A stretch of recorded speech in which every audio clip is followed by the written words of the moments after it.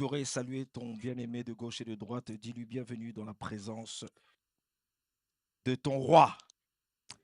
Bienvenue dans la présence de ton roi. Soyez les bienvenus dans la présence de notre roi.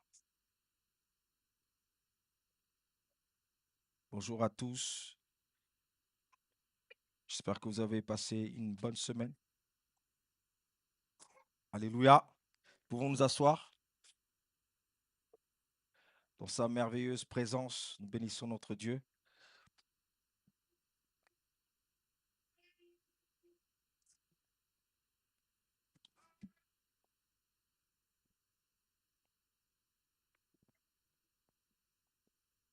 Il y a vraiment une atmosphère prophétique. Présence de Dieu. Il faut seulement être habitué à la présence du Seigneur pour comprendre ce qui se passe dans ce lieu. Et vous savez, souvent dans la présence de Dieu, tu n'as même pas besoin de parler. Souvent dans la présence de Dieu, tu as simplement besoin de contempler. Vous savez, Marie était dans la présence du Seigneur Jésus et elle ne parlait même pas, elle contemplait. Elle baignait simplement, était plongée dans sa présence. On n'a pas besoin de faire on n'a pas besoin de faire trop de bruit. Alléluia. Dans sa présence, on se concentre, on est concentré. Et j'aimerais ce matin que nous puissions nous concentrer afin de prendre notre part. Alors ce matin, concentre-toi. Dis à ton ami, concentre-toi ce matin. Alors nous allons lire, nous allons beaucoup lire aujourd'hui et je voudrais qu'on soit attentif et réceptif. Alors il y a certaines portions des Écritures, je demanderai votre aide pour la lecture. Encore de certaines portions, vous allez participer aujourd'hui à ce culte. Donc on va lire, vous allez lire avec moi. Amen. Amen. Nous allons faire la première lecture dans le psaume 126.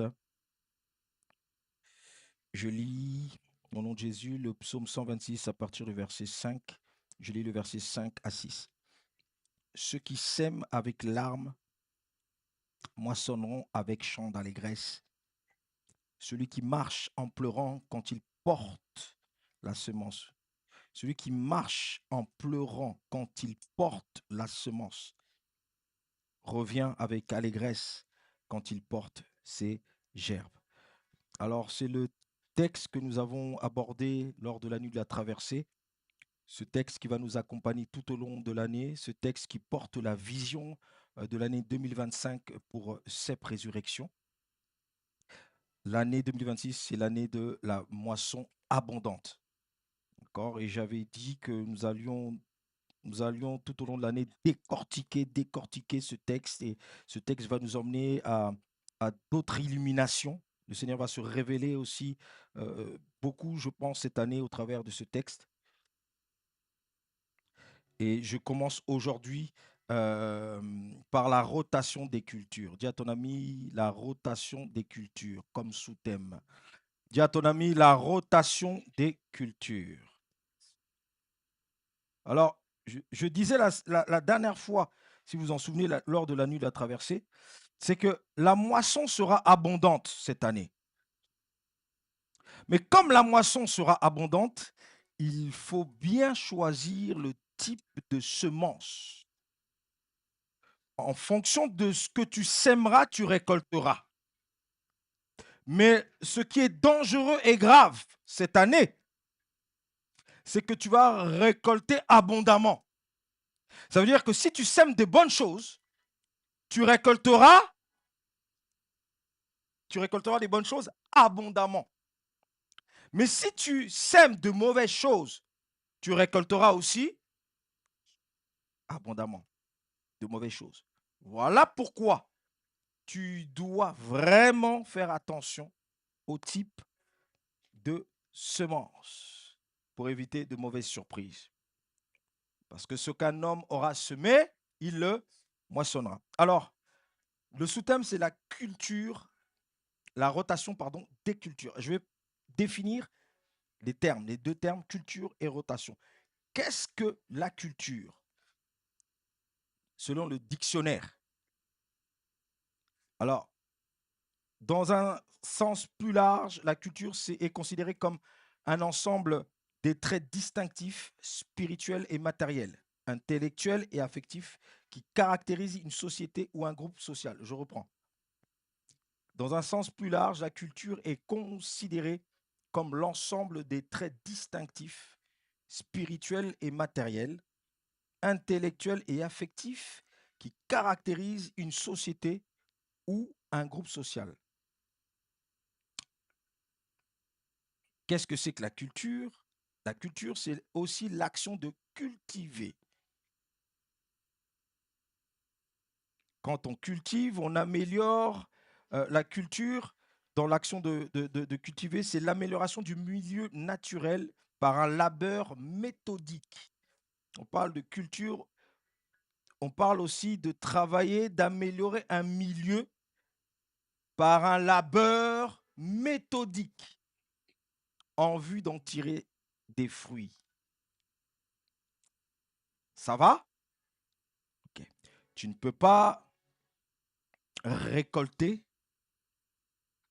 sans avoir travaillé. Travailler par un dur, avec un dur labeur. Ici, on parle d'un dur labeur. On parle d'un labeur méthodique. Il y a une méthode, une façon de travailler. Il y a une façon de semer. Est-ce que je parle à quelqu'un? Il y a une manière de semer qui te permet de tirer des fruits. Est-ce que tu peux redire ça à ton voisin? C'est ce que tu répéteras tout au long de l'année. Dis-lui, tout ce que tu sèmeras, tu le récolteras. C'est une loi. C'est une loi spirituelle. Et Dieu ne change pas ses lois.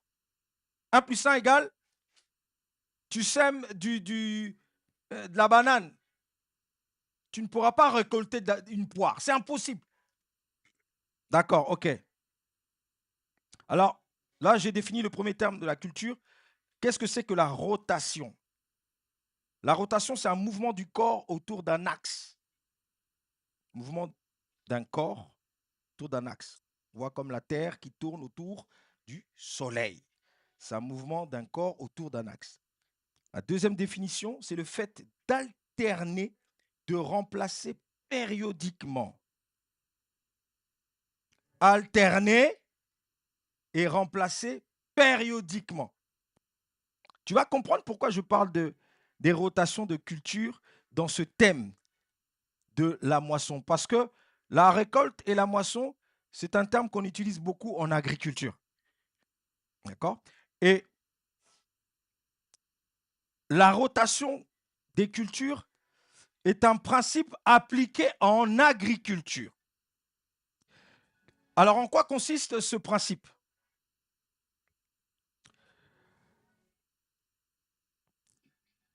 Les agriculteurs, vous le verrez et on le voit, sur un même champ, ne sèment pas toujours, ne cultivent pas toujours la même chose. Vous avez déjà vu ça, n'est-ce pas? Sur un même champ. Ils ne cultivent pas toujours la même chose. Pourquoi? Pour éviter que le sol s'appauvrisse. Ils sont obligés de faire une rotation de culture. Sinon, le sol va s'appauvrir. Deuxièmement, des maladies peuvent s'installer sur le terrain, sur le sol. Des maladies peuvent s'installer. Donc, il faut faire des rotations de culture. Des parasites, les parasites aussi s'adaptent. S'il n'y a pas de rotation de culture, on empêche les parasites de s'enfuir. Donc, pour que les parasites s'en aillent, il faut faire des rotations de culture. Et s'il n'y a pas de rotation de culture, vu que le sol s'appauvrit, eh ben, le rendement est très faible. C'est-à-dire qu'il y aura très peu de résultats. Voilà pourquoi il faut faire une rotation des cultures. Mais quand on parle de culture, on parle aussi de mentalité. Rotation de culture. Changement des mentalités. Alléluia. Nous voulons vivre une moisson abondante dans 2026. Nous devons faire une rotation de culture, changer nos mentalités. Mais la culture, ce n'est pas simplement la mentalité. La culture, dans la culture, il y a la mentalité, c'est la mentalité, mais il y a aussi les habitudes, le caractère, les réactions émotives, émotionnelles, les relations dans ta culture. Tout ça, ça constitue ta culture, tes valeurs, tes priorités. J'ai encore noté quoi?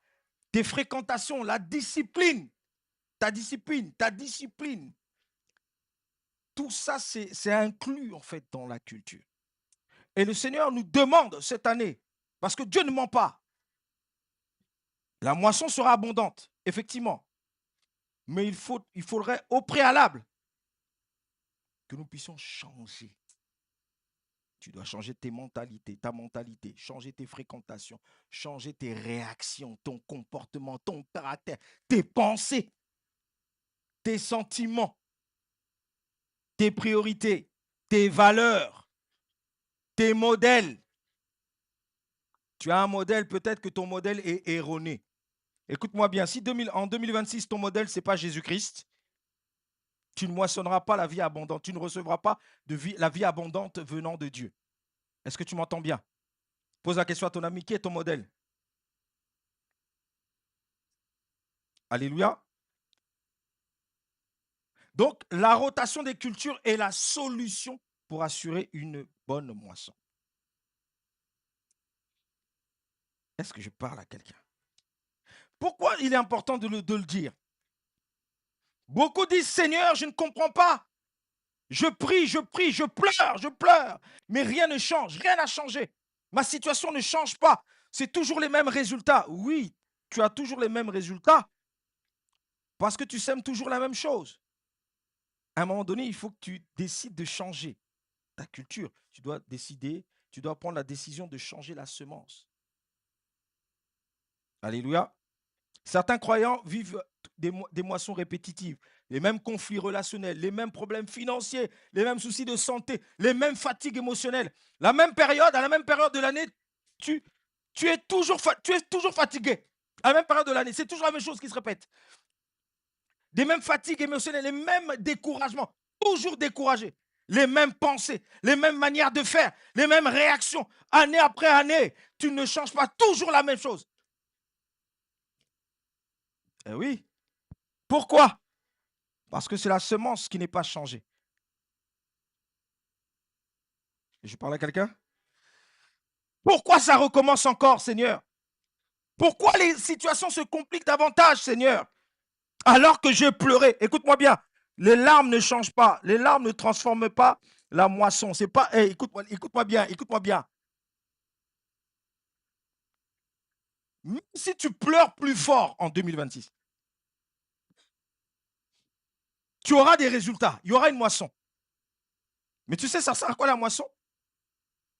Ça sera que tu utiliseras plus de mouchoirs pour t'essuyer. Tes larmes ne vont rien changer. Tes larmes n'apporteront pas, les larmes ne sont pas la solution. Ce ne sont pas nos larmes qui font fléchir le cœur de Dieu. Non. Ce sont des larmes alignées à la volonté du Seigneur. Est-ce que je parle à quelqu'un? Je vais le dire simplement. Le Seigneur t'appelle à le servir depuis longtemps. Le Seigneur t'amène dans une certaine direction. Tu ne veux pas y aller. Et tu pleures. Dieu ne fera rien en fait. Dieu te veut dans l'obéissance. Dis à ton ami l'obéissance. Je répète, les larmes qui produiront la moisson, ce sont des larmes qui sont alignées au cœur de Dieu, alignées à la volonté parfaite de Dieu. D'accord?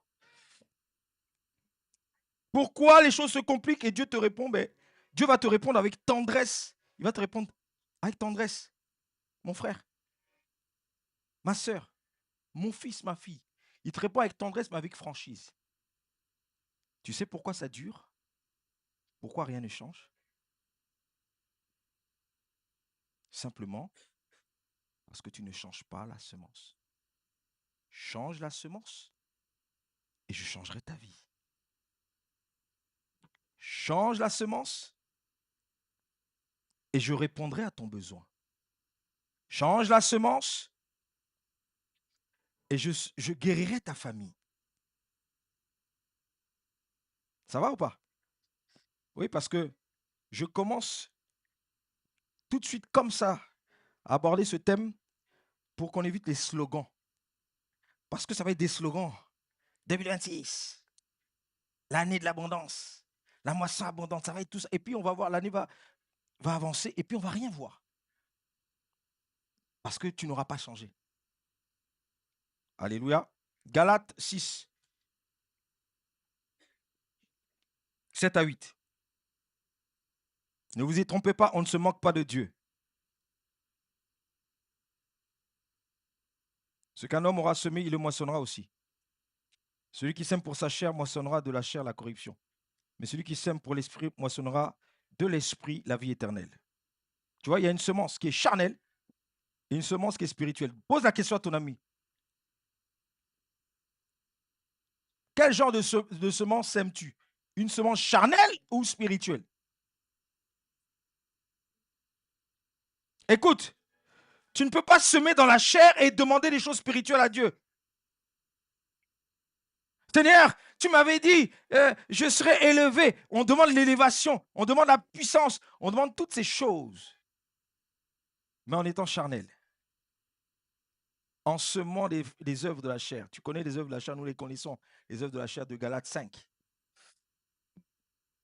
Tu ne peux pas faire ça, frère. Vouloir changer de moisson sans changer de semence est une illusion spirituelle. Il y a beaucoup de personnes qui sont dans l'illusion spirituelle. Des rêveurs, on rêve. Frère, on commence l'année, on est en janvier. S'il te plaît, ne sois plus un rêveur. S'il te plaît, ne sois plus un rêveur. Tu ne peux pas vouloir changer. Tu ne peux pas demander une moisson céleste, spirituelle, sans pour autant changer la semence. Beaucoup sèment la chair et prient pour récolter l'esprit. Non. Tu espères la stabilité, mais tu sèmes l'improvisation, tu improvises. Ta vie, tu ne prends pas ta vie au sérieux. Tu n'as pas de vision. Tu improvises. Et tu veux la stabilité. Impossible. Tu sèmes la paresse, mais tu demandes l'abondance. Frère, ce ne sont pas ceux qui sont paresseux qui auront l'abondance. Ce sont ceux qui sèment, donc ceux qui travaillent. Ceux qui travaillent. Toi, tu veux l'abondance, mais tu es paresseux. C'est pas possible. Tu veux l'abondance et tu restes assis année après année à l'église. Alors que Dieu t'a donné un travail, Dieu t'a donné une mission, Dieu t'a donné des talents et des dons. Mais tu es là, comme un spectateur, et tu veux l'abondance. Ça n'arrivera pas. Désolé de te décevoir, mais c'est la loi spirituelle. Tu espères à l'élévation, mais tu sèmes l'orgueil. L'élévation ne viendra jamais, même si Dieu te l'a promise. Jamais. Celui qui sème la chair ne peut jamais obtenir des bienfaits spirituels. C'est impossible. Seigneur, ramène la paix dans ma maison. Ramène la paix dans ma maison. Mais tu es un semeur de troubles, semeuse de troubles. Dis à ton ami semeur de troubles.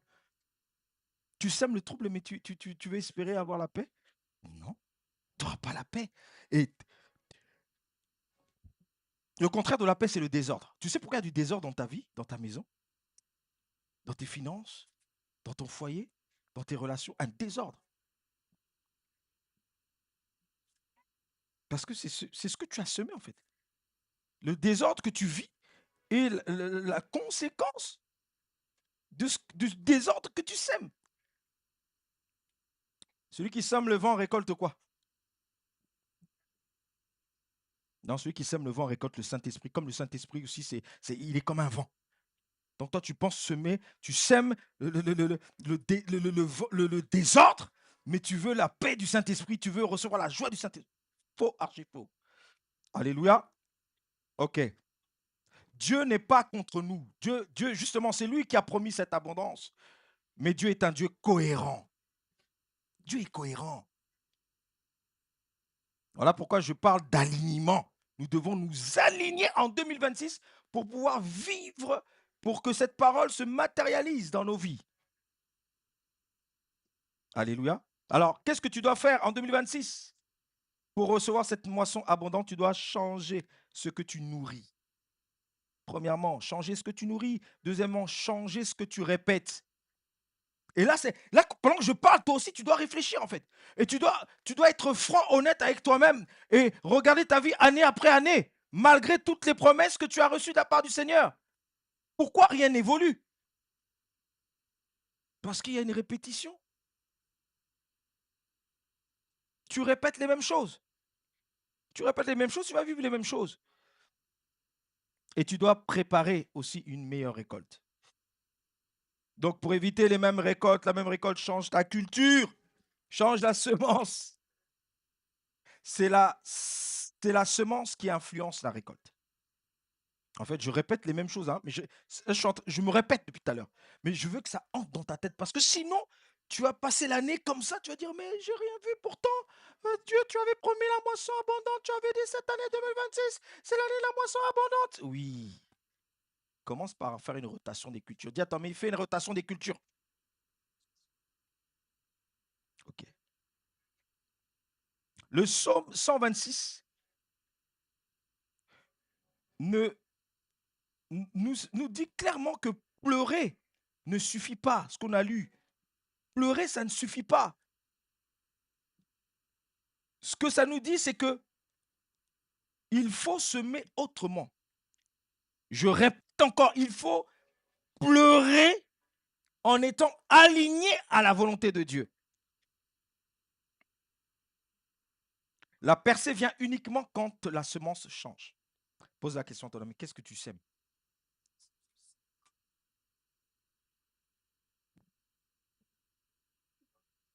La percée vient uniquement quand la semence change. Et c'est ça la vraie repentance. La vraie repentance, c'est pas seulement regretter. Dis à ton ami, la vraie repentance, c'est pas seulement regretter. Non, dis-le lui. La vraie repentance, c'est pas seulement regretter. Mais c'est aussi reprogrammer ses choix. Tu dois faire une reprogrammation. Tu vois, quand l'ordinateur, ça ne fonctionne plus, qu'est-ce qu'on fait? Reset. Dis à ton ami, tu dois faire un reset de ta vie. Ça ne fonctionne pas. Et il y a des personnes, leur vie ne fonctionne pas, rien ne fonctionne, mais ils avancent. Ils avancent. Ils avancent comme des ânes. Non, à un moment donné, il faut s'arrêter. Comme le fils prodigue. Le fils prodigue, à un moment donné, lui qui a le sang royal, il se dit, mais il y a quelque chose qui ne va pas. Il s'arrête. Il entre en lui-même, il s'examine. Prends un peu le temps d'examiner ta vie. Nous sommes en Christ. Et être en Christ, c'est être riche. Je ne parle pas de la richesse des euros là. Non. C'est être riche spirituellement. Être en Christ, c'est posséder la terre. Le ciel appartient à Dieu et il a donné aux hommes, aux fils de l'homme, la terre. La terre appartient aux hommes. Nous sommes en Christ, mais nous ne dominons pas l'endroit, l'environnement où nous sommes. C'est problématique. Nous sommes en Christ. Nous avons peur d'exprimer notre foi, de partager notre foi. Alors que le seul nom, la seule personne qui sauve, c'est Christ. Il y a un problème, mes amis. Non, vous ne trouvez pas? Nous sommes en Christ. Tu es en Christ depuis des années. Mais maladies chroniques, c'est les mêmes maladies. Il y a un problème. Non, c'est vrai ou pas? Dites-moi. Mais à un moment donné, il faut que tu t'arrêtes et tout. Réfléchis un peu, mais attends. Je dis à certaines personnes ici, je ne l'ai pas dit, j'ai menacé les personnes en leur disant arrêtez de faire de Dieu un menteur. Notre Dieu n'est pas un menteur. Si tu as échoué dans ta vie, là, ce n'est pas Dieu, c'est toi. Parce que tu es rebelle. Luc 19, 8 à 10. Je vais te donner l'exemple d'un homme qui a reprogrammé ses choix. Il a reprogrammé ses choix. Zachée, tu le connais très bien, je lis. Mais Zachée se tenant devant le Seigneur, donc on est dans Luc 19, 8 à 10. Mais Zachée se tenant devant le Seigneur, lui dit, déjà tu vois, avant de reprogrammer ton choix, de faire un reset, le reset tu dois le faire en étant devant le Seigneur. En ayant pour modèle Jésus-Christ. Beaucoup, leur vie ne fonctionne pas parce qu'ils ne sont pas devant le Seigneur. Leur vision, leur vie n'est pas focalisée sur la personne de Christ. Zachée, avant de faire un changement dans sa vie, il s'est tenu devant Jésus. Je dis que beaucoup prient sans le Christ, sans Jésus. Beaucoup servent sans Jésus. Beaucoup prêchent sans Jésus. Beaucoup font des offrandes, beaucoup font des œuvres sans se tenir devant Jésus. Dis à ton ami, tu dois à partir de 2026 te tenir devant Jésus.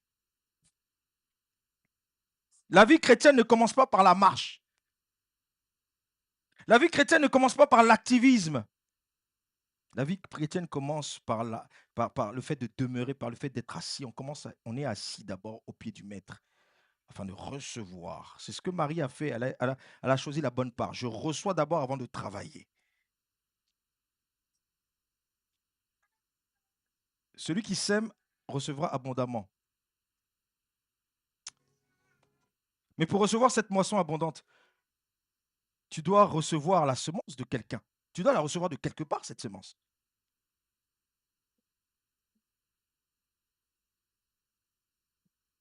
Tu vois que nous moissonnons ce que nos parents, nos aïeux ont fait. C'est leur semence que nous récoltons aujourd'hui. Certaines semences, certaines récoltes, certains fruits, certaines choses de nos vies sont la conséquence des semences de nos aïeux. Effectivement, si tu continues à semer la mentalité de ton arrière, arrière, arrière, arrière, arrière, arrière, arrière, arrière, arrière, arrière, arrière, grand-père que tu n'as jamais vu, tu reproduiras la même chose. Tes enfants reproduiront la même chose. Tes petits-fils et ainsi de suite, de génération en génération. Tu dois changer la semence. Et tu dois prendre une nouvelle semence qui vient de la part du Seigneur. Tu dois la prendre au pied, tu dois la recevoir des mains du Seigneur. Cette nouvelle semence qui t'apporte la vie abondante. Est-ce que je parle à quelqu'un? Toute autre semence n'est que vanité. Toute autre semence conduit à la mort. Je parle à quelqu'un? Zachée se tenant devant le Seigneur lui dit, voici Seigneur, je donne aux pauvres la moitié de mes biens. Et si je fais tort de quelque chose à quelqu'un, je lui rends au quadruple. Il a pris la décision, en fait. J'ai semé de mauvaises choses dans la vie des autres. J'ai été méchant. J'ai été malhonnête. J'ai escroqué les gens. Mais Seigneur, je prends la décision aujourd'hui de semer autre chose.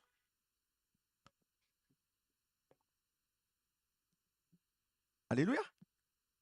Regarde ce que Jésus dit. La réponse. Et là, j'imagine le Seigneur. La Bible ne dit pas ce qu'il a fait, hein, ne dit pas la réaction. Parce que on voit seulement les mots, mais j'imagine la réaction du Seigneur. Ouh. Waouh. Waouh. Le Seigneur, il dit, waouh, voilà quelqu'un qui a compris. Il dit, le salut est entré aujourd'hui dans cette maison. Écoute, tant que ta culture ne change pas, le salut n'entrera pas dans ta maison. Tu auras beau prier. Il y a des personnes qui prient 48 heures sur 24 heures sur 24. Rima mama, rubububu, riwarilolo, mlalalelele. Écoute-moi bien, mon ami. Arrête de nous blaguer, arrête de nous blaguer. Arrête de nous blaguer. Parce que ta prière de 48 heures là, de 40 ans là en arrière, on ne voit rien. On ne voit pas de résultats de Christ dans ta vie. Arrête de te blaguer. Tu te blagues et tu nous blagues. Dis à ton ami, arrête de nous blaguer. Zachée, il a reprogrammé, il a fait, se tenant devant le Seigneur, il a pris une décision de ne plus semer la même chose. Et le salut est entré dans sa maison. Il lui dit, parce que celui-ci est aussi un fils d'Abraham. Oh, j'aime ce texte. Ce texte dit qu'en fait, Zachée était aussi un fils d'Abraham qui s'était perdu. Mais se tenant devant la personne de Jésus, il a retrouvé son chemin. Je dis à quiconque ici, 2026, toute personne qui se tiendra devant le Seigneur Jésus retrouvera son chemin, retrouvera sa destinée prophétique. Si je pose la question à nous tous ici, là, est-ce que tu as reçu une promesse du Seigneur? Nous tous, on va dire, j'ai reçu des promesses. Dieu m'a dit des grandes choses. Et surtout là, il y a des serviteurs ici, il y a des grands serviteurs ici. Hein. Dieu m'a dit, je suis un grand serviteur de Dieu. Je suis un grand serviteur. Dieu a dit oui. Est-ce que Dieu a menti? Non. Mais Dieu attend une action de ta part. Et fais attention, hein, mon ami. Quand Dieu te dit que tu es un grand serviteur, une grande servante, fais très attention.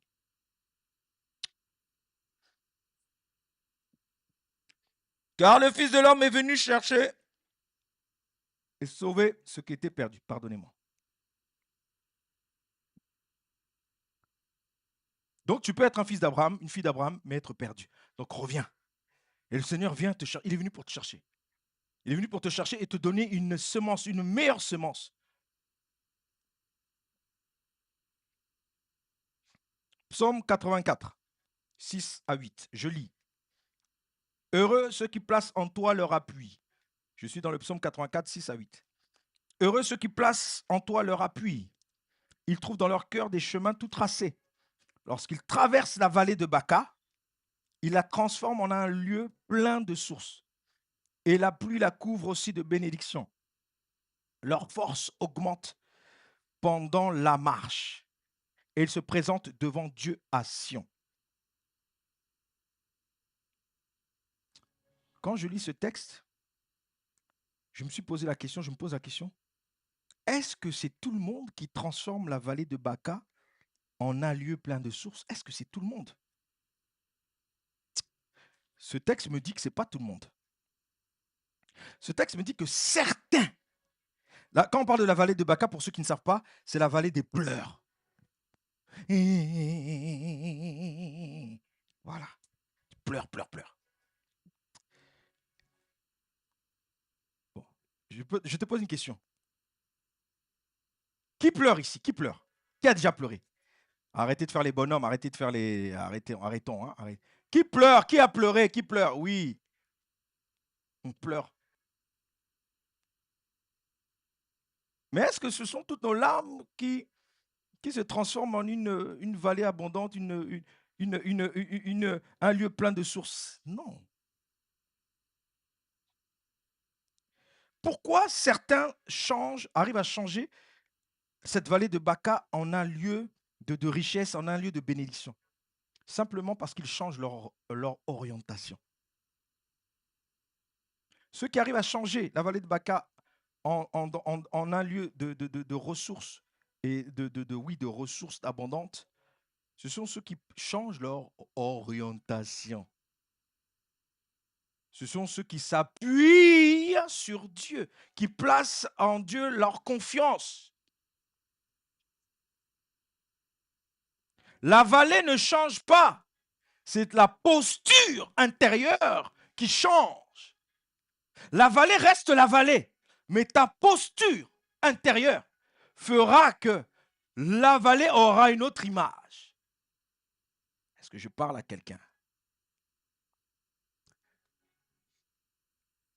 Les problèmes de ta famille ne changeront pas tant que ton état intérieur n'aura pas changé. Écoute, je peux voir des sorciers dans ma famille. Tout le monde est sorcier dans ma famille. Ce n'est pas le cas, mais admettons. Mais si je comprends que le sorcier, Dieu l'aime et que c'est une âme à sauver, mon attitude va changer vis-à-vis de lui. Je ne vais plus avoir peur de lui. Je ne vais plus le fuir, mais je vais intercéder pour lui. La situation n'a pas changé, mais c'est mon état qui a changé. Et le fait que mon état change, et ça, ma posture, ma position intérieure change, ben ça a de l'impact sur l'extérieur. Est-ce que quelqu'un parle? Est-ce que quelqu'un m'entend? C'est le changement d'attitude qui va faire que les choses à l'extérieur de toi changeront.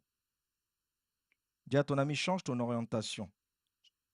Change ta posture intérieure. C'est l'intérieur, intérieur, l'intérieur. C'est d'abondance de cœur que... Qu'est-ce qu'il y a dans ton cœur? Et quand tu parles, c'est une semence la parole est une semence. Voilà. Et beaucoup sont dans des condamnations par rapport à ce qu'ils ont dit. Oh, je suis nul. Je ne vaux rien. Ma vie ne sert à rien. Et tu verras aussi que rien n'ira dans ta vie. Parce que tu as semé la négativité. Oh, je suis pauvre. Écoute. Jésus dit que, dans la Bible, on nous dit que le pauvre dit quoi? Qu'il est. La réalité, tu vois la pauvreté, mais tu n'as pas le droit de la déclarer. Tu dois déclarer le contraire. Tu déclares la pauvreté? Oui, attends-toi à ce que tu sois pauvre. Tu vas être pauvre financièrement. Tu vas être pauvre spirituellement. Tu vas être pauvre physiquement. Tu vas être pauvre relationnellement. Tu vas être pauvre professionnellement. Tu sais, quelqu'un qui est pauvre professionnellement, c'est quelqu'un qui peut avoir un bon salaire, mais il ne fait rien avec son salaire.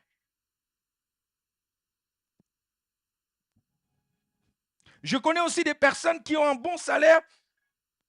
Tu sais, être pauvre spirituellement, tu peux avoir un grand salaire. Tu ne fais rien avec ton salaire. Pas parce que tu n'as pas, mais parce que ton cœur, tu es ingrat. Il y a des personnes, tu es des Picsou. Tu connais Oncle Picsou? Il y avait des dessins animés pour les jeunes là, les gens du 21e siècle. Peut-être que vous ne connaissez pas Oncle Picsou. Ouh là là! Il dormait sur l'or. Il n'aimait pas partager. Il était riche, mais très pauvre. Parce que son cœur, il y avait un problème dans son cœur en fait. Dis à ton ami, change ton orientation. Alléluia. Ceux qui changent la vallée en un lieu plein de ressources, ce sont ceux qui changent leur regard. Ton regard doit changer. Ta manière de voir les choses doivent changer.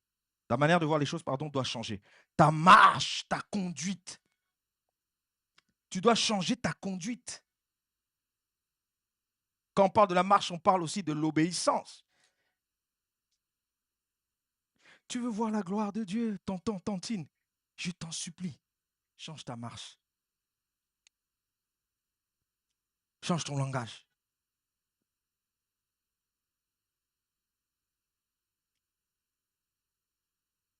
Pleure, mais en obéissant. Pleure aussi en persévérant dans les voies du Seigneur. Il y en a qui pleurent et ils abandonnent. Ils se relâchent. Écoute, Proverbe 18, 1 te dit quoi? Tu connais ce verset. Je n'ai de cesse de le répéter ici, là. Celui qui se relâche dans son travail, non. Celui qui se tient à l'écart cherche son propre intérêt. C'est le verset 9, je crois. C'est le verset 9. Vérifions. C'est le verset 9. Il dit quoi?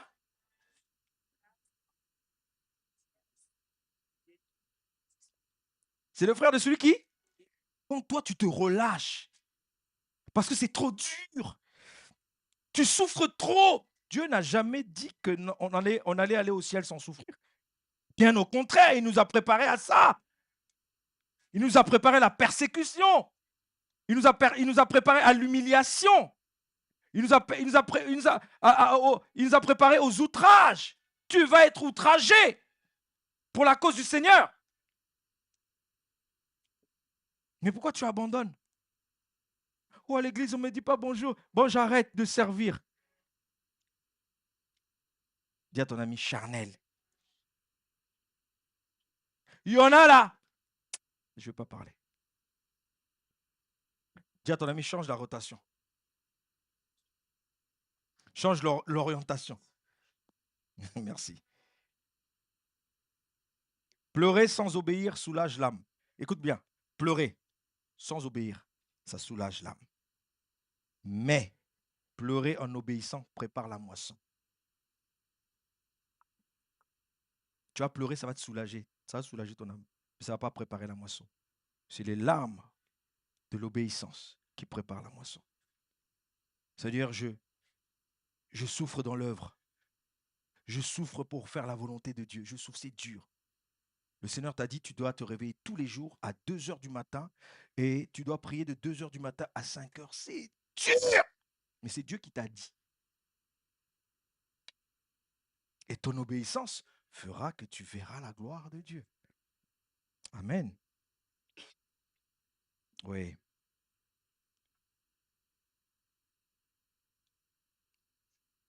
Tu ne dois plus traverser ta vallée comme auparavant. Tu dois la traverser avec Dieu. Il y a des personnes qui avancent sans Jésus. Vous savez, nous ne sommes pas les seuls à le faire. Marie et Joseph l'ont fait. Les propres parents de Jésus l'ont fait. Ils ont marché sans leur fils. T'imagines Marie? La grâce qu'elle a reçue du Seigneur qui oublie Jésus. Pendant 3 jours, elle marche. Joseph aussi marche. Ils étaient euphoriques, ils sortaient de la fête, ils étaient contents. Hey, mon ami, tu vois la bénédiction là?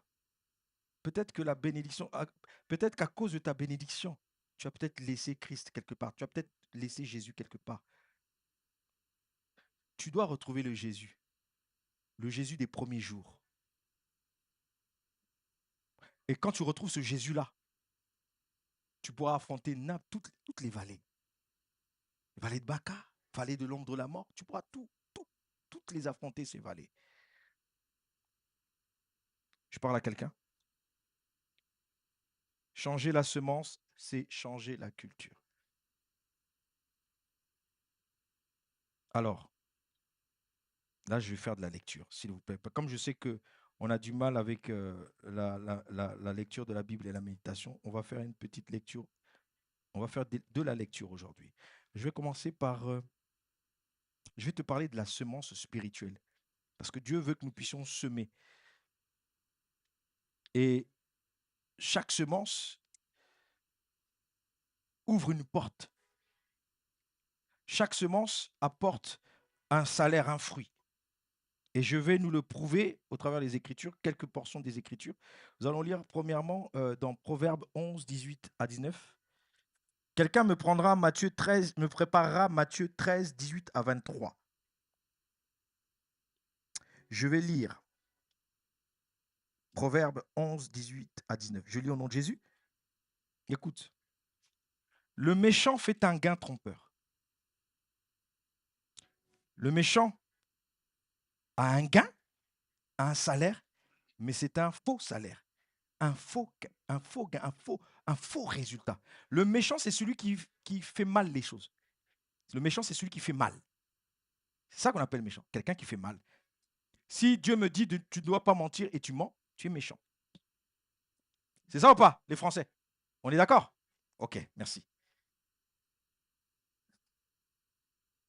Le Seigneur te dit, n'abandonnez pas vos assemblées comme c'est la coutume de certains. Toi, tu abandonnes ton assemblée.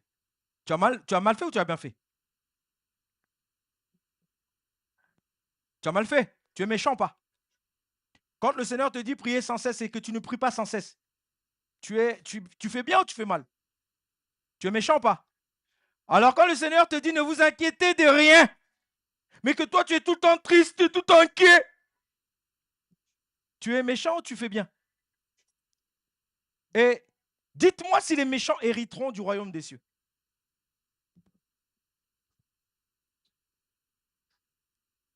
Le méchant, donc tout ce que le méchant fait, il reçoit un salaire, mais un salaire vain. Il reçoit un salaire trompeur, un faux salaire. Ça veut dire que tu reçois, mais le salaire, ça, tu vois, c'est comme si tu le recevais de tes mains. Tiens, tiens, donne-moi. Billet de 1 million. Il m'a fait un chèque d'1 million. Mais moi, je suis méchant. Regarde. Vas-y, donne-moi mon chèque. Je suis très content. Tu vois, j'ai reçu ce chèque, mais je suis un impudique. J'ai reçu une bénédiction. Oh, Dieu m'a béni. Oh, Dieu m'a béni. Malgré mon péché, Dieu m'a béni. Jean 9, 31. Dieu n'exauce pas les pécheurs, mais ceux qui honorent, mais celui qui honore sa parole. Je reçois un chèque d'1 million. Et tu sais, parce que je suis méchant, qu'est-ce qui va se passer? Ce chèque-là, il va s'évaporer. Je ne vais rien faire avec. Rien de bon avec. Est-ce que tu comprends? Donc, le méchant fait un gain trompeur. Mais celui qui sème la justice a un salaire véritable. Celui qui sème la justice a un salaire véritable. Semer la justice, c'est la droiture, être droit. Les Français, dites-moi, donnez-moi un synonyme de la justice. La droiture, j'en ai donné un. La droiture. Le bien. Hein? L'amour, là, tout ça, c'est la justice. Amen. Toi, tu sèmes la haine. Tu crois que tu as récolté un véritable salaire? Non. Seuls ceux qui sèment la justice reçoivent un salaire véritable. Je continue. Ainsi, la justice conduit à la vie. Ah, Seigneur. Je disais tout à l'heure que la bonne semence t'ouvre une porte. La bonne semence trace un chemin. Si tu sèmes la justice, le chemin qui t'est ouvert, c'est le chemin de la vie.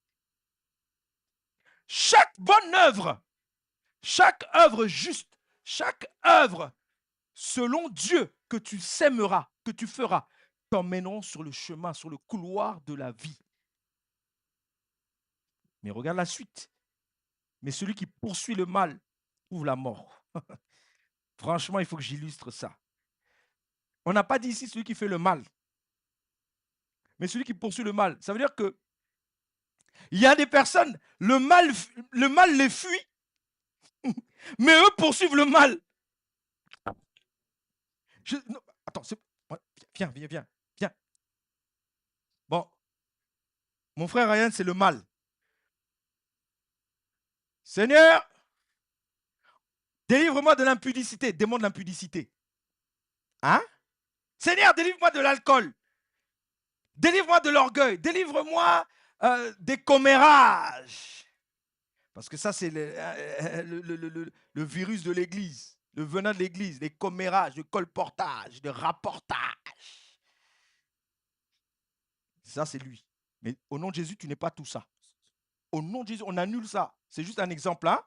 Et puis, il n'est pas comme ça. Il est marié. Sa femme est où? Voilà. Voilà. Même si sa femme est là, ça ne veut rien dire aussi. Elle peut être présente là, mais pas ici.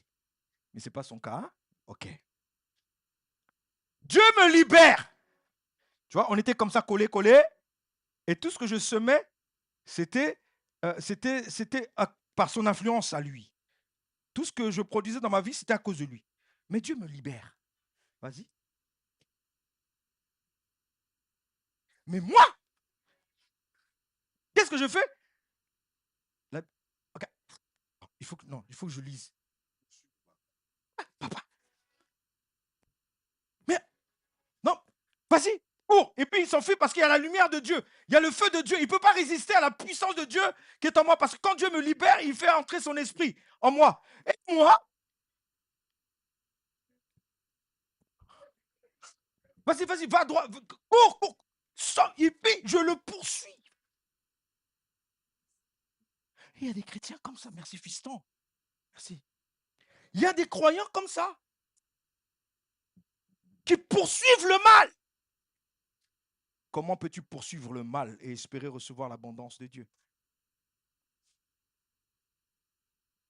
Et celui qui poursuit le mal, qu'est-ce qu'il trouve? Dans ta version, c'est cherche la mort. Et dans ma version, c'est trouve. aboutit. Tu cours après tu cours. On te dit arrête de faire ça. Arrête ça, arrête ça. Toi, tu cours. Tu vas, déjà, tu cherches la mort. C'est-à-dire qu'en fait, tu ne cherches pas Jésus, mais c'est la mort que tu cherches. Et tu vas trouver la mort, tu vas aboutir à la mort. La finalité, c'est la mort. Voilà pourquoi beaucoup de choses sont mortes dans ta vie. Tu ne comprends pas. Oh, mais pourquoi? Oui, mais arrête. Dis à ton ami, renonce avec le mal. Il est temps de renoncer au mal. Et arrête de croire que le mal, c'est le sexe, c'est seulement le sexe. Moi, pasteur, je ne suis pas marié, je suis vierge. Il n'y a pas de souci. Tu es vierge, mais ta bouche n'est pas vierge. Tu es vierge d'en bas, mais en haut, tu n'es pas vierge. Ton cœur n'est pas vierge.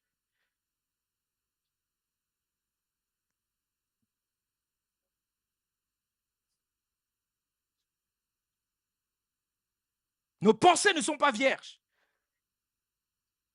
Tu ne fais rien physiquement, mais dans ta tête, tu as réalisé tous les scénarios des plus grands. Même les réalisateurs d'Hollywood ne peuvent même pas imaginer les scénarios que toi, tu te fais dans ta tête.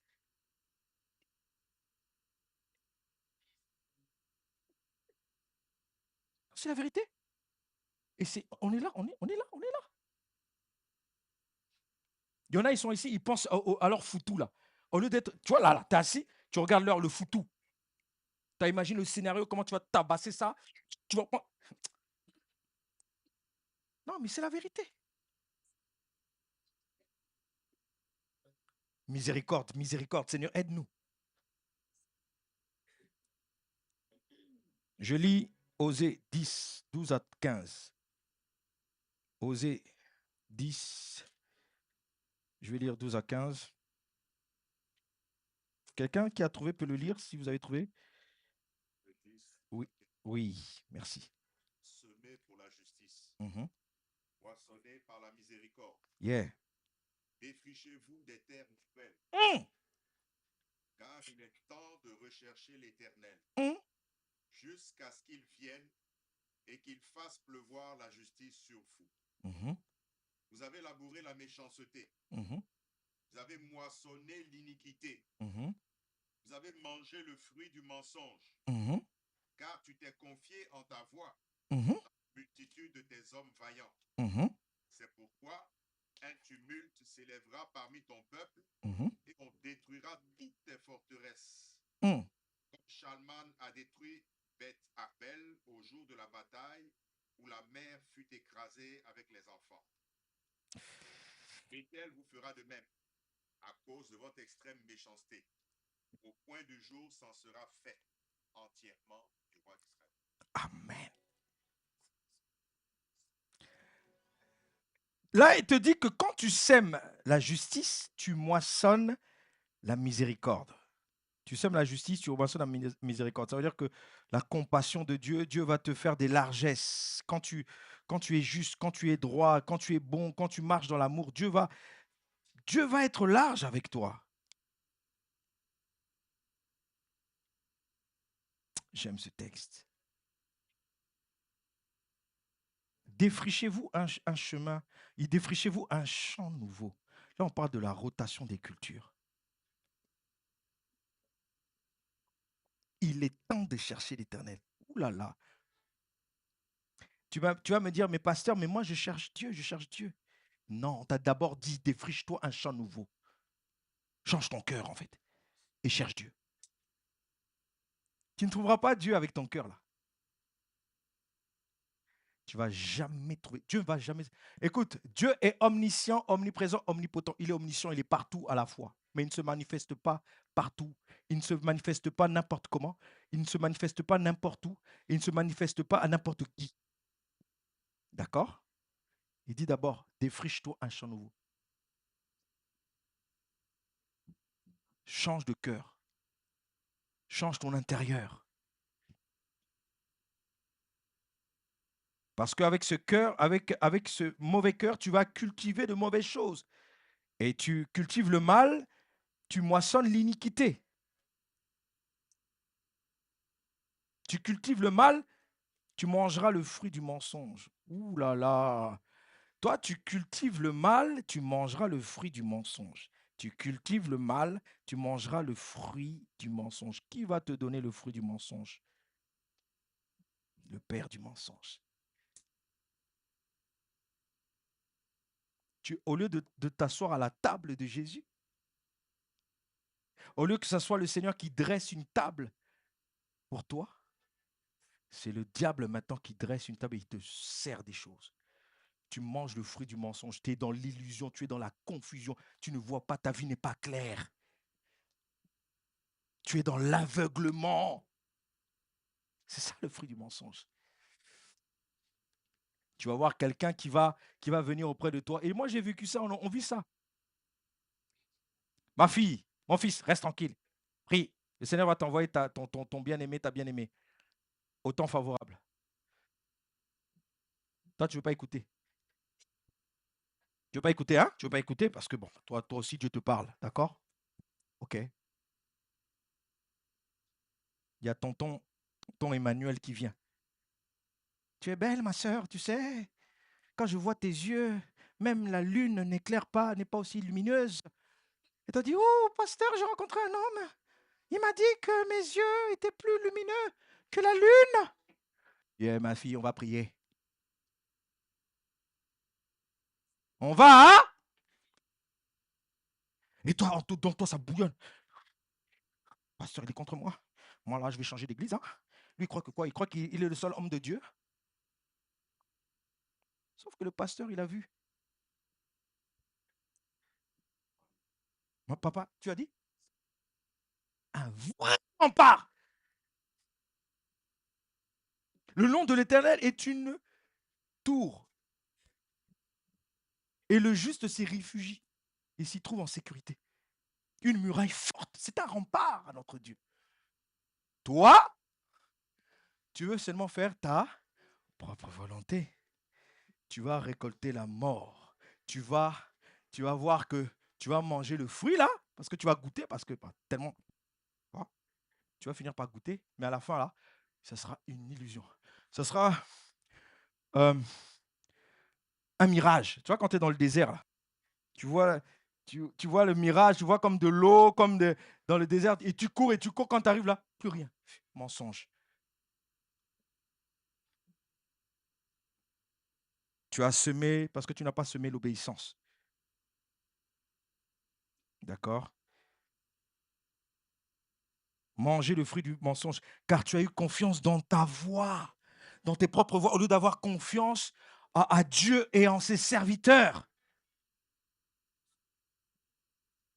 Confiez-vous à Dieu et vous serez affermis, et à ses serviteurs et vous réussirez, nous dit la parole de Dieu. Toi, tu es déjà archibishop. Papa Alain, tu sais le drame dans l'église? Le drame dans l'église, tu sais c'est quoi? C'est que le corps est tellement grand. Il y a tellement aussi de serviteurs. Papa Alain, tu vas dire non. Oh, mais c'est pas grave. Je vais chez l'autre. L'autre ne veut pas, parce que l'autre aussi est révélé. Ah, je m'en vais là-bas. Oh, moi, je suis dans une église là-bas, et puis une petite église, et puis le pasteur, je ne sais pas, il se prend pour qui? Il me refuse la prière, il me fait faire des jeûnes et tout ça. Oh non, mais c'est un petit pasteur, c'est un pasteur. Viens, viens. Allez, roumamama, rebebe, raba. Et puis tout. Le pasteur là, il a l'onction. Qu'est-ce que le pasteur Brice, il nous blague? Et puis il parle trop. Dis à ton ami, fruit du mensonge. Et après, tu vas revenir ici tout cabossé là. Pasteur, prie pour moi. Je ne vais pas prier pour toi. On est au temps où tout ce que tu vas semer, tu vas le récolter. Parce qu'on ne se moque pas de...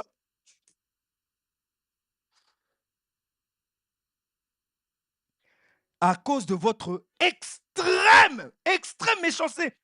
Penses-tu que tu es invisible aux yeux de Dieu? Je nous dis souvent ici, même moi je peux vous blaguer, même moi je peux faire semblant. Mais Dieu connaît. Et Dieu nous rend, mon ami, et il nous rend au centuple. S'il te plaît, aie pitié de toi-même. Aie pitié de ton avenir. Tu sais, l'avenir de tout être humain, c'est quoi? C'est l'éternité. L'éternité, là, il y a deux camps. Il y a deux endroits. Il y a le feu éternel. Éternel, le feu. Et puis, il y a l'éternité dans la présence du feu dévorant. Donc, de Dieu. Qu'est-ce que tu choisis? On choisit tous l'éternité avec Dieu. Oui, on le choisit tous, on le dit verbalement. Mais ce n'est pas le fait de le dire verbalement qui va faire que nous irons dans cette éternité avec Dieu. Ce sont nos actions, c'est notre semence, les œuvres que nous allons semer maintenant, aujourd'hui, pas demain, mais aujourd'hui. Dis à ton ami, rotation des cultures. Matthieu 13, 18 à 23.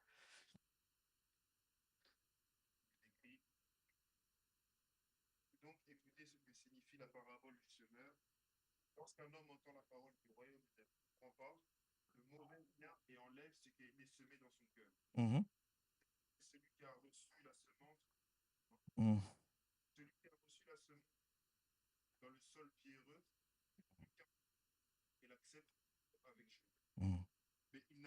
Mais il n'a pas de racine en lui-même, il est l'homme d'un moment, et dès que surviennent les difficultés ou la persécution à cause de la parole, celui qui a reçu la semence parmi les ronces, c'est celui qui entend la parole, mais la préoccupation de ce monde et l'attrait trompeur de ses richesses étouffent cette parole et la rendent infructueuse. Celui qui a reçu la semence dans la bonne terre, c'est celui qui entend la parole et la comprend. Il porte du fruit avec un rapport de 100, 60, 30. Tu vois, la bonne terre, c'est la moisson abondante. Maintenant, merci. Maintenant, je ne vais pas aller dans le détail, on connaît cette parabole. Parce que là, quand j'ai dit Matthieu 13, tu as dit oui, mais pasteur, on connaît déjà ça. En fait, c'est juste simplement pour dire que des fois, ce n'est pas une question de semence. Parce que Dieu sème toujours la bonne semence. Jésus est la parole, il est la bonne semence. Il est la parole de vie. D'accord? Quand tu as affaire à la parole authentique du Seigneur Jésus, sache que derrière, il y a toujours une bonne semence. Ici, le problème, c'est le problème de terrain. C'est le problème de cœur, du champ sur lequel la semence, le champ qui reçoit la semence. Et la question que je nous pose ce matin, c'est quel type de cœur es-tu? Parce que Dieu peut te dire les bonnes paroles qu'il faut. Mais si ton cœur n'est pas disposé, tu ne pourras pas vivre la moisson abondante. Donc voilà pourquoi il dira dans Osée qu'on a lu, défrichez-vous un champ nouveau. Tu dois demander à Dieu, donne-moi un cœur nouveau, un cœur bien disposé, un esprit bien disposé, un cœur nouveau. Nous voyons dans Genèse 4, verset 3, que Caïn et Abel qui semèrent, les deux ont semé, les deux. Mais qu'est-ce qui s'est passé? Dieu est-il injuste? Non. Il y en a qui vont dire ici, oh mais Seigneur, mais regarde le frère, la sœur, elle s'est mariée, le frère, il a eu la promotion. Mais pourquoi moi, ça fait 15 ans, j'ai vu venir le frère, c'est moi qui ai accueilli le frère, c'est moi qui lui ai donné les cours de fondement. Mais pourquoi lui avance et pas moi? Caïn, pourquoi moi je suis béni, je ne suis pas béni, alors que j'ai aussi semé? La réponse de Dieu, juste après, dira que Dieu eut un regard favorable sur Abel et il agréa sa semence, son offrande. Mais il n'eut pas un regard favorable. Il ne porta pas un regard favorable sur Caïn et sur son offrande. C'est une question. Regarde, je vais chuter ici. La suite au prochain numéro. Il y en a qui s'aiment. Hein. Non, il y en a qui s'aiment. Beaucoup. Beaucoup. Mais tu sais que certaines semences sont des abominations devant Dieu. Quand Dieu nous voit venir dans sa présence semer, alors que nos cœurs sont sombres, noirs, alors que dans l'anonymat ou dans le secret, on fait des choses abominables, on fait des... Je t'assure que Dieu ne peut pas porter un regard favorable sur nous. En fait, la semence qui porte du fruit dépend de la personne qui la porte. Simplement. tu regardes les 2 semences, il dit, qui a donné? Abel? Non. Mais est-ce que Dieu est un... Pourquoi? Mais j'ai semé. Tu es venu à l'église ce matin, nous sommes tous venus à l'église. Nous sommes tous venus à l'église, mais est-ce que tous ont obéi à la parole de Osée 4, verset 12? Préparez-vous à la rencontre de l'Éternel, votre Dieu. Penses-tu vivre la même chose, toi, qui t'es disputé avant de venir? Parce qu'il y a beaucoup de chrétiens, avant de venir à l'église, ils se disputent. Après, ils viennent devant la porte. Alléluia. Oh, bonjour, pasteur. Mon révérend. Pasteur. Mais juste avant, les enfants les insultaient. Dépêchez-vous, espèce d'idiot! Ça, c'est les chrétiens. Mais à l'église, là, ouh là là! Quand il faut sauter, je vais faire mon saut là parce qu'il y a des gens qui aiment. Tu sautes pour qu'on te voie, quoi. Que toi, tu es extra spirituel. Donc, même le pasteur, là, il n'est pas plus spirituel que toi. Ça, c'est les pharisiens, ils étaient comme ça. Il fallait qu'on les voie. Mais à l'intérieur, des ossements desséchés. Quand Dieu sent leur odeur, c'est l'odeur de la mort. Et c'est Caïn. Romains 12 nous parle du fait de nous offrir comme des offrandes, des sacrifices vivants, agréables et saints à Dieu. Et cela est de notre part un culte raisonnable. Le mot raisonnable, j'ai toujours dit ici, c'est logikos en grec qui signifie spirituel. Beaucoup viennent ici, offrent des cultes charnels. Alors que Dieu veut un culte spirituel. Et le culte spirituel est offert et présenté par des personnes qui s'offrent d'abord elles-mêmes entièrement à Dieu.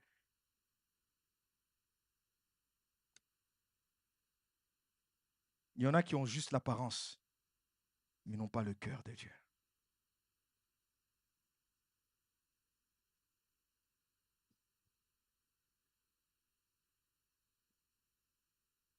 Caïn n'était pas saint. Caïn n'était pas agréable. Caïn n'avait pas la foi, en réalité, parce que, or, sans la foi, nul n'est agréable à Dieu. Donc, on comprend bien qu'il a offert à Dieu. Comme moi, là, je prêche, là, je peux prêcher. Je peux transpirer, je peux faire tout ce que je veux, là, je suis en train de faire. Mais si je ne suis pas agréable à Dieu,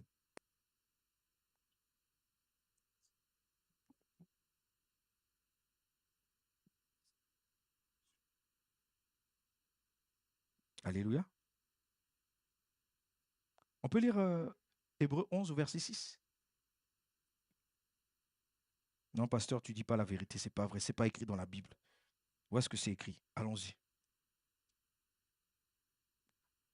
Je chute, hein? Il est impossible de lui être agréable sans la foi, car il faut que celui qui s'approche de Dieu croit que Dieu est et qu'il est le rémunérateur de ceux qui le cherchent. D'accord. Quand tu cherches Dieu, il y a une récompense. Or, Caïn n'a peut-être pas cherché Dieu comme il le fallait. Tu peux remonter juste au verset 4, papa, s'il te plaît. C'est par la foi qu'Abel offrit à Dieu un plus excellent sacrifice que Caïn, et qu'il obtint le témoignage d'être juste, Dieu rendant un bon témoignage à ses offrandes. Et quoique mort, il parle encore pareil. Ouf. Une semence se fait avec obéissance à des portées même éternelles. Dieu va se souvenir, même si Dieu va se souvenir de ton offrande faite avec obéissance et soumission. Ça veut dire que même si tu disparais, tu pars. C'est-à-dire que tes enfants, quand je disais tout à l'heure que certaines moissons, certaines choses que nous récoltons dans nos vies aujourd'hui sont la conséquence des semences de nos aïeux. Mais toi, aujourd'hui, tu peux changer ça. Tu peux prendre une décision pour les générations futures. Semer des bonnes choses, semer dans la crainte, semer dans l'amour, semer dans la soumission, dans l'humilité, dans la sainteté, dans l'intégrité. Et cette semence-là, faite avec foi, parlera. Ça parlera. Parce que Dieu est un Dieu d'alliance. Quand on parle de semences, en vérité, les semences sont des alliances que nous faisons avec Dieu ou avec le diable.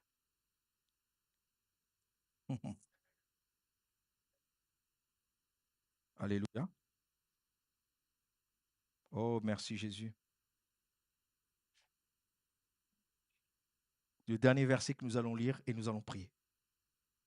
Matthieu 5, 23 à 25.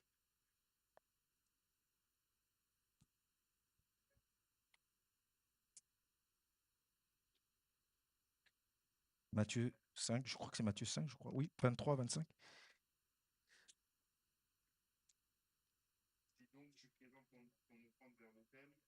Tu présentes ton offrande, tu présentes ta semence, oui. Et que là, tu te souviennes que ton frère a quelque chose contre toi, laisse ton offrande devant l'autel et va d'abord te réconcilier avec ton frère. Viens présenter ton offrande.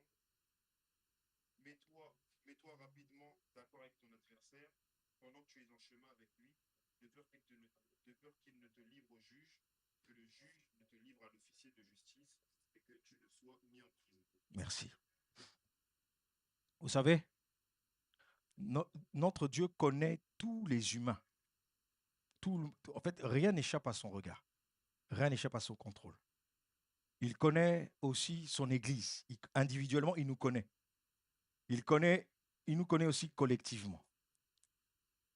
Et il nous dit, 2026, c'est une année d'abondance, de moissons abondantes pour ceux qui auront semé avec larmes.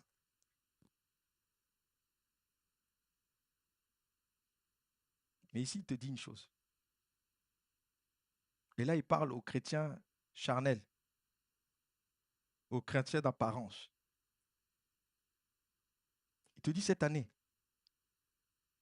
arrête de semer, arrête de travailler, sans avoir réparé ton cœur, sans avoir arrangé ton cœur. Penses-tu pouvoir obtenir quelque chose de la part du Seigneur si dans ton cœur il y a de l'amertume, il y a de la rancune, il y a de la haine, il y a de la jalousie, il y a de l'envie, il y a du mépris? Penses-tu pouvoir recevoir quelque chose de la part du Seigneur alors que dans ton cœur qui devrait être un autel où la présence de Dieu se manifeste, où tu rencontres Dieu, ce cœur est devenu une prison où tu as enfermé des personnes? Il te dit, arrête de semer. Ça ne sert à rien de faire ça. Parce que quand tu sèmes de cette manière, tu fais mal. Et ce genre de semence te condamne. Ce genre de semence attire vers toi une malédiction. Arrête d'abord de faire ça. Va d'abord voir ton frère, règle avec ton frère. Tu sais, j'aime ce texte aussi encore. Hein. Ce texte, il est beau. Hein. Tu sais pourquoi il est très beau? Dieu ne dit pas, va voir ton prochain. Parce que ton prochain, ça peut être n'importe qui. Il dit, va voir ton frère. Donc ça peut arriver hein, que dans la famille chrétienne, la famille spirituelle, il y ait des désaccords. Qui est mon frère? Qui est ma mère? Qui est ma sœur? Ce sont ceux qui font la volonté de mon Père. Il peut arriver que le pasteur, qui est le frère de Jésus, fasse aussi une erreur. Si le pasteur, qui est ton frère, a commis une erreur et que ça t'a blessé, ne fais rien tant que tu n'as pas réglé avec le pasteur. C'est un exemple. Je sais qu'ici, personne n'a de problème avec moi. En tout cas, je sais que, bon, manifestement, personne n'a de problème avec moi. Peut-être dans ton cœur, tu as un problème. Mais c'est le moment de régler. Est-ce qu'on comprend ça? Et Dieu parle à son Église pour dire que nous avons beaucoup de choses à régler. Au niveau du cœur, au niveau de la rancune, la rancœur. Des choses peut-être, au niveau des offenses, on t'a offensé. Et toi, tu as gardé ça dans ton cœur, tu n'as pas réglé cela. Et tu sers Dieu, tu as envie de servir Dieu, mais les choses n'avancent pas, ne prospèrent pas. Oui, mais quand tu as retenu quelqu'un en prison, tu es aussi prisonnier, en réalité.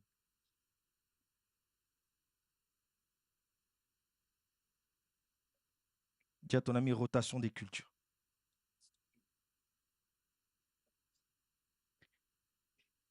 La semaine prochaine, on verra un autre principe, plaise à Dieu. On verra le principe de la jachère. Comment le principe de la jachère, qui est un principe agricole, s'applique aussi à la vie spirituelle.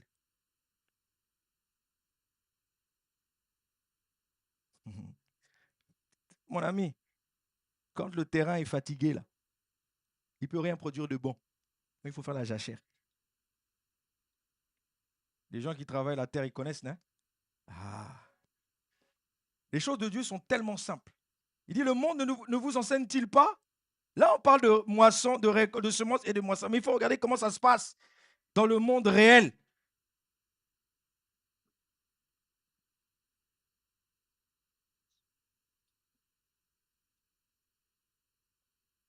Écoute, on a parlé des larmes, de ceux qui sèment avec larmes et qui moissonnent une moisson abondante. Toutes les larmes ne sont pas forcément des semences. Il y a certaines larmes qui sont des moissons. Il y a des larmes qui sont des moissons. Parce que tu n'as pas écouté, tu n'as pas obéi, tu vas pleurer.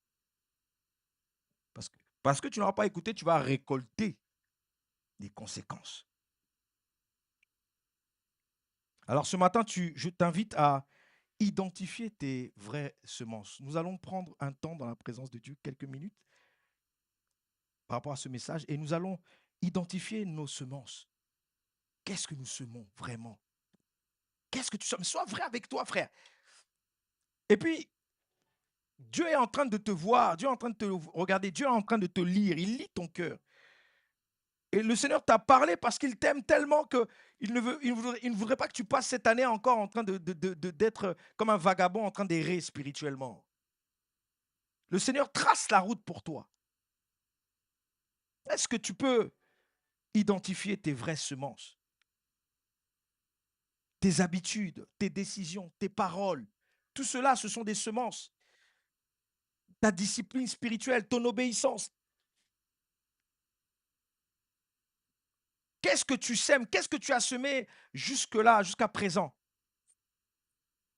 Et qu'est-ce que tu devrais arrêter de faire à partir de ce message? Le Seigneur nous a parlé d'une reprogrammation de nos choix. Qu'est-ce que tu sèmes réellement?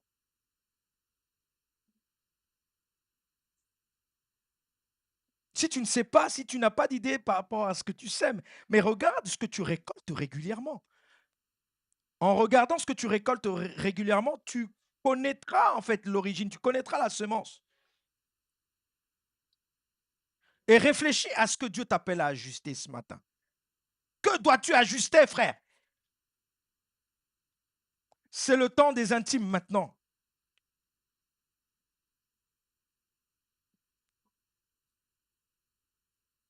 Janvier ne doit pas être la continuité de décembre. 2026 ne doit pas être la continuité de 2025, 2024. Tu dois faire des choix pour rompre les cycles, les schémas répétitifs, les cycles répétitifs. Tu dois prendre une décision. Qu'est-ce que Dieu t'appelle à ajuster?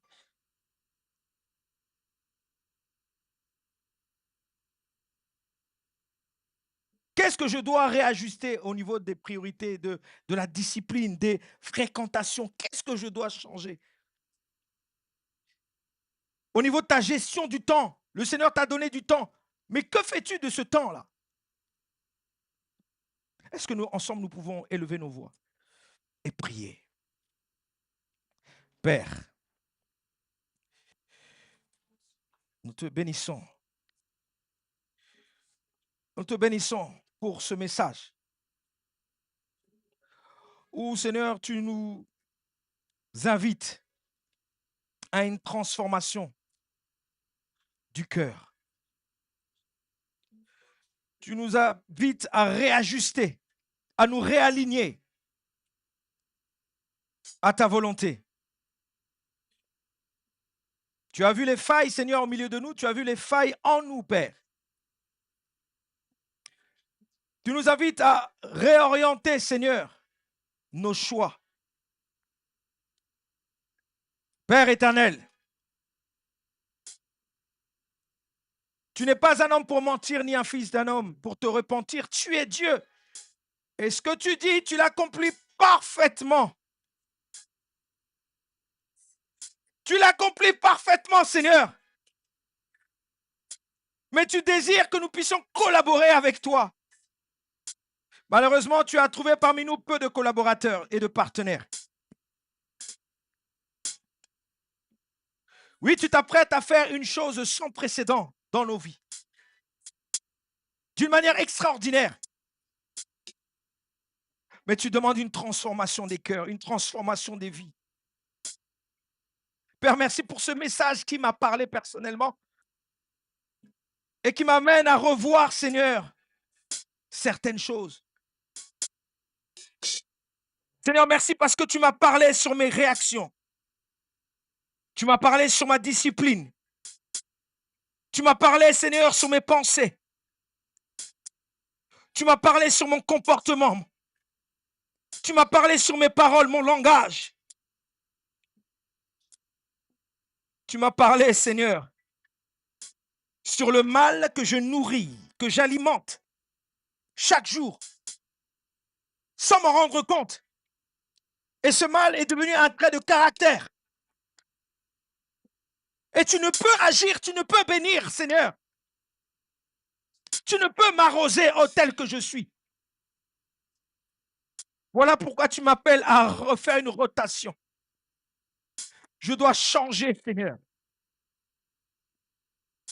Je dois transformer, Seigneur, les choses. Réorganiser, Seigneur, ma vie autour de ta personne.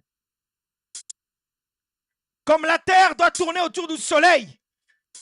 Nous qui sommes humains, nous sommes terrestres. Nous sommes les habitants de la terre. Nous devons tourner autour de ta personne, Jésus. Toi qui es le soleil de la justice. Père, tu parles à des personnes qui se sont éloignées de toi. Qui sont présents physiquement, mais éloignés en esprit. Alors que toi, l'Éternel, tu es esprit. Et tu veux que ceux qui t'adorent, t'adorent en esprit, en vérité.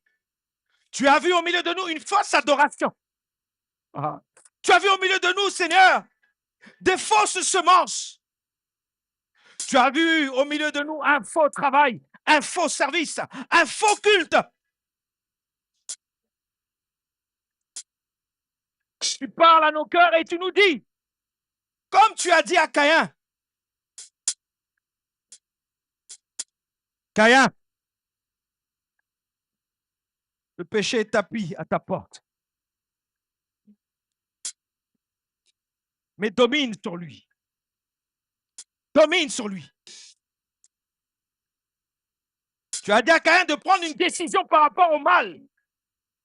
Une décision radicale. Oh Dieu! Et c'est ce que tu nous invites à faire ce matin.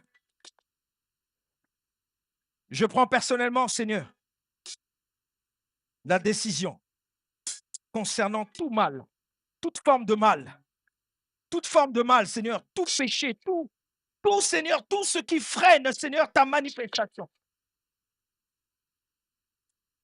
Oh, oh, oh. Est-ce que quelqu'un peut prier et renoncer? Celui qui avoue ses péchés, ses transgressions, obtient miséricorde. Celui qui les avoue, les délaisse, obtient miséricorde.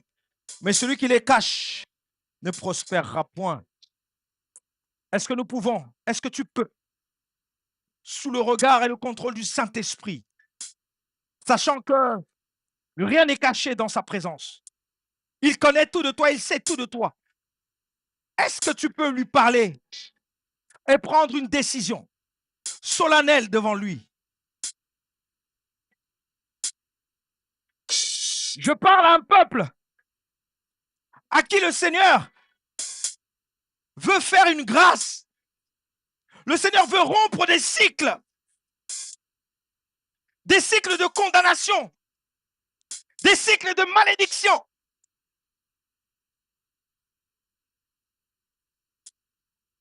Des cycles d'échecs. Écoute, ne demande pas au Seigneur d'agir sur ce qui freine ta vie. Mais demande au Seigneur de t'aider à faire un travail sur toi-même.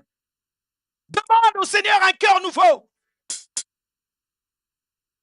Demande au Seigneur un cœur nouveau. Demande un cœur nouveau.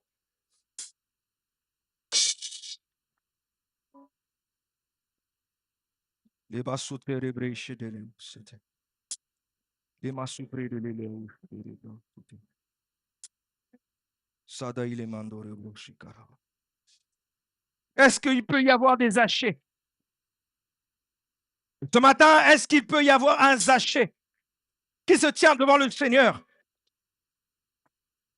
qui est capable de dire et de reconnaître ses travers et de prendre la décision de se racheter, de confesser et de renoncer?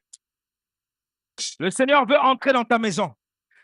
Il ne veut pas agir seulement dans ta vie, mais il veut agir dans ta maison, dans ton foyer, dans ta famille. Il veut agir dans tous les domaines qui concernent ta vie. Le Seigneur veut entrer, le Seigneur veut entrer. Oh, sache-le que tu as un pouvoir sur les générations à venir. Ce que tu sais aujourd'hui au travers de la prière peut avoir un impact, Seigneur, peut avoir un impact dans l'avenir sur tes enfants, sur ta famille. Il dit la prière fervente du juste. La prière fervente du juste. Le juste n'est pas celui qui ne commet pas d'erreur. Le juste est celui qui reconnaît sincèrement ses erreurs et qui y renonce. Zachée était un fils d'Abraham. Il a été reconnu juste à partir du moment où il a pris la décision de changer. Peux-tu ouvrir ton cœur ce matin, une bonne fois pour toutes, mon frère, pasteur?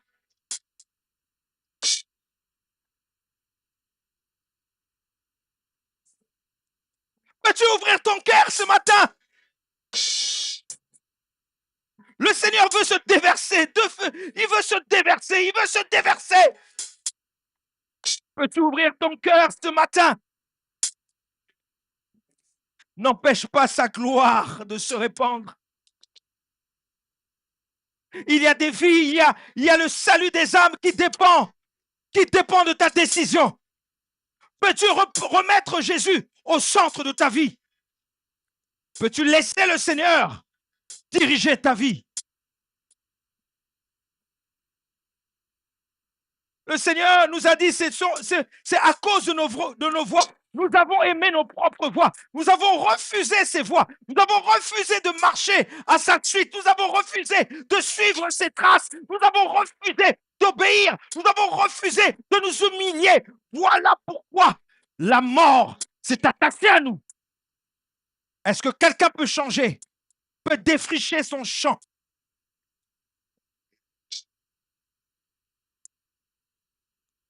C'est une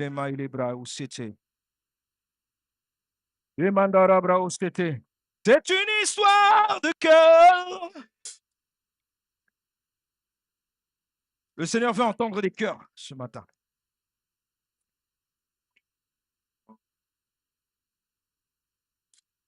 Écoute, on n'a pas